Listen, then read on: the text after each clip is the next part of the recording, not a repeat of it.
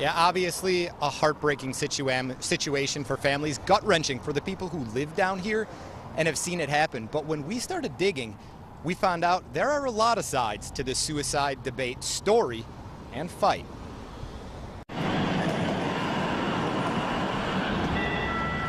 She put everybody up before herself, very unselfish. Tuesdays. The parents of 15-year-old Marina Hamblin Rock She loved everybody. Are holding photos of their daughter tighter than ever. The keyboard in her room sits silent. Constantly in her room, practicing songs. It will never be played again. Marina is gone. Just a lovely, happy, caring girl.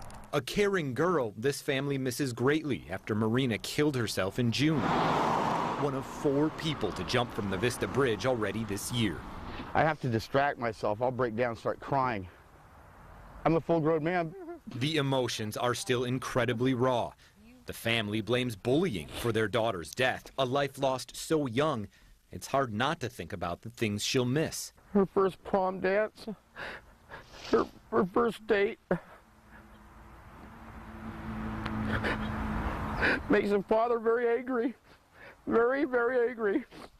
I'll do anything to bring her back. I'd do anything.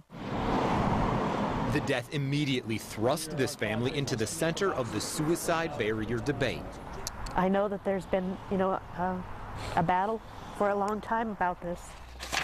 3 weeks after Marina's death, Portland's Bureau of Transportation interim director sent this letter to Commissioner Steve Novick saying the suicides on the bridge had reached emergency status, asking Novick to immediately order temporary suicide barriers put up. Yes, absolutely. Novick authorized the money under a portion of the city code that allows for emergency contracts not to exceed $500,000. I'd be for the barrier. The temporary fence will cost $236,000 and come out of the Bureau of Transportation's operating funds. We do need the funds for street maintenance, but we concluded that too many people have died. It is very much in the moment. Well, some in the mental health community are applauding that decision. Giving that moment pause, that interruption, is everything.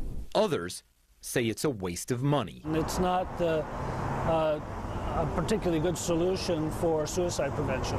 Jason Renaud is president of the advocacy group Mental Health Association of Portland. It's the political attention. Is that if the city of Portland is going to get involved in suicide prevention, get involved with professionals, not in response to concerned neighbors. Renaud says the key is putting that money into mental health services. Those are important too. Novick is standing by his decision. But all the counseling in the world doesn't prevent some people from impulsively committing suicide.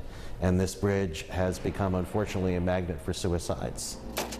We went digging and found several examples of suicide barriers working. A bridge in Toronto, one in D.C., Augusta, Maine.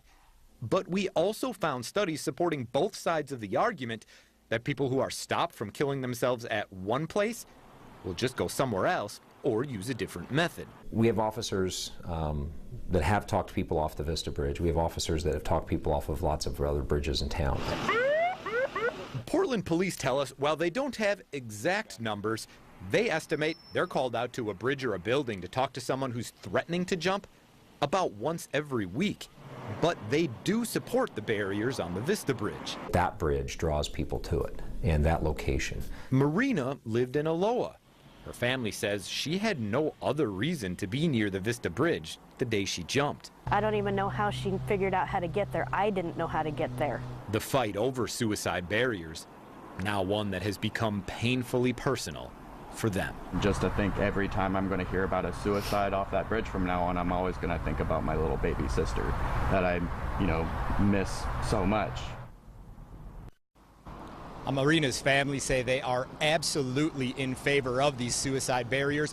They agree with a lot of people in the mental health community who think that momentary pause, stopping someone right here, can make all the difference in the world. This debate, though, is far from over.